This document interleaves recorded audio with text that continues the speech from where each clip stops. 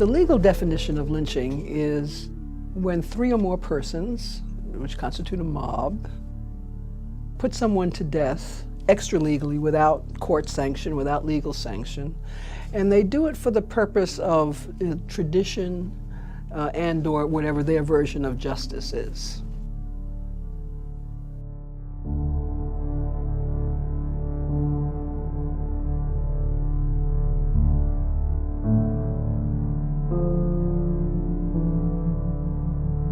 And this becomes a legal definition by the 1920s of the NAACP and their struggle, of course, against lynching and trying to make lynching a federal crime.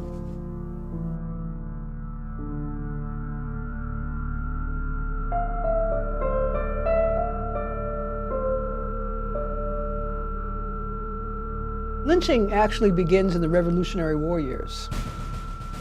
And it's named after the brother of the man who founded Lynchburg, Virginia.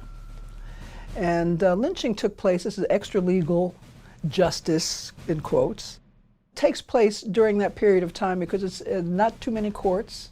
It's sort of difficult to get to them. This is a period, the British are also in place in many places in the South, and so it becomes very dangerous to move around. And so this is a form of justice, of local justice that is not condoned by a formal court.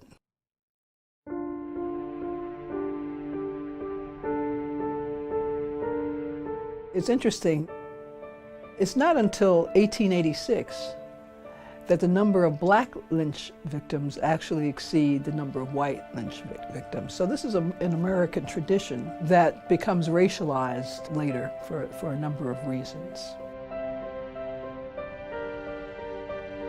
There's a constant struggle over the meaning of who deserves the protection and rights that are talked about in the U.S. Constitution.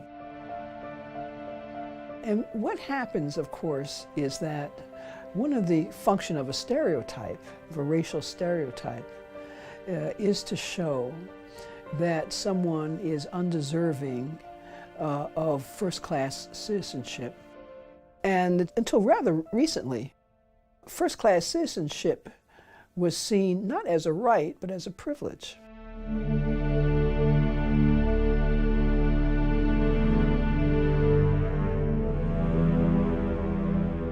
And it was a privilege accorded to those with a particular character and who lived their life in a particular way and had the honor that you are talking about. This really stymied activism because in the history, African-American history, there is which still exists to some extent, a big conservative element that really says, you know, if we live our life a certain way, we're going to become first-class citizens because that's what the Constitution says, but it's a privilege, it's not a right.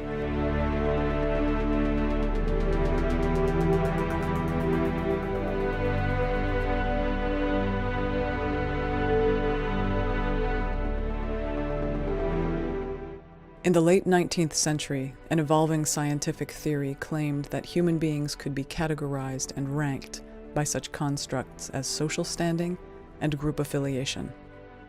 Drawing on Charles Darwin's theory of biology that the fittest will survive, this science, called social Darwinism, perpetuated various myths about how societies evolved. One particularly destructive myth was that black people were inferior to white people. And therefore, there was a justification to suppress their advancement in all areas, lest the society as a whole be brought down. There had been prejudices always around color, ever since, you know, the first Africans came to the U.S., but they changed. And in the late 19th century, with the advent of social Darwinism and the need to think about black people and black labor and black bodies in a particular way, we begin to see this idea that blacks are actually beginning to devolve down the evolutionary scale, devolve into more primitive identities, and with primitive, of course, is lasciviousness and lack of control, lack of character, lack of honor, etc. And scientists actually sought to prove these things empirically. And from there, they begin to also think about the notion of what is happening to women. The idea around women's sexuality begins to change in this period of time as well. This need for this passionless sort of idea of white women who need to maintain their purity and the purity of the race, which is one of the fears, the bugaboos that come up around interracial relationships and this charge of rape. While there was no shortage of reasons for discrimination against black people by white in this period, the emerging myth of the threat of the rape of a white woman by a black man became a tense focal point, and the often false accusation of rape, the chief justification for lynching. One person of the period to expose this destructive myth was black journalist and anti-lynching activist Ida B. Wells.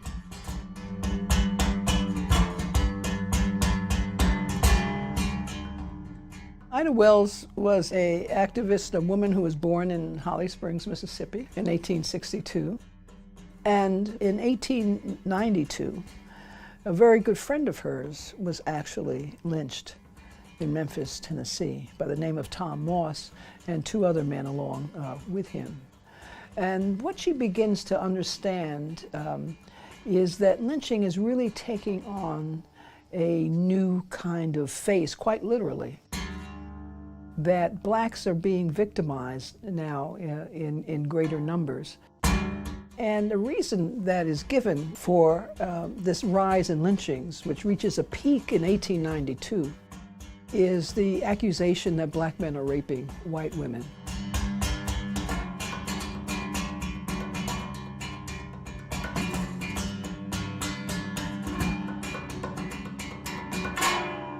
And she says it's new because there's no history of this in the numbers that people are professing.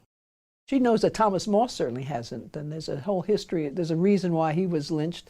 He was actually competing successfully with another, with the white store owner.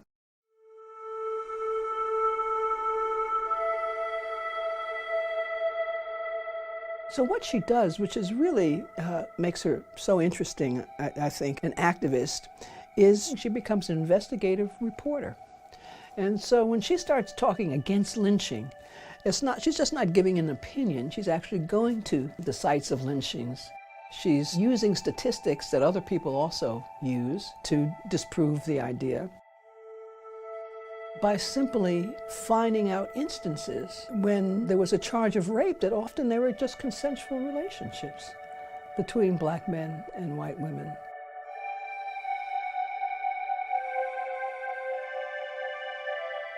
And that in and of itself it turns the world upside down.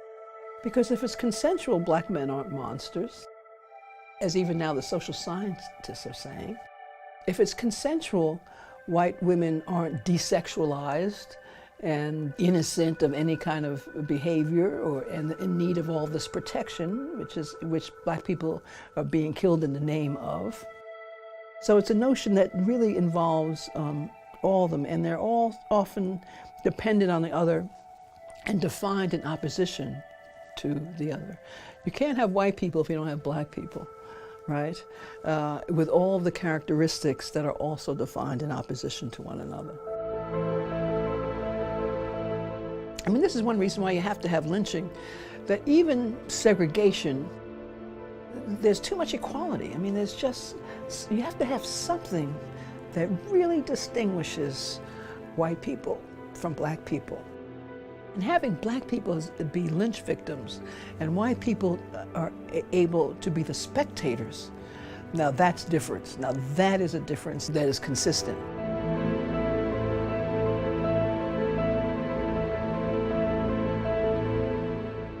According to the Tuskegee Tuskegee Institute, from 1882 to 1951, 4,730 people, mostly black, were lynched in the United States.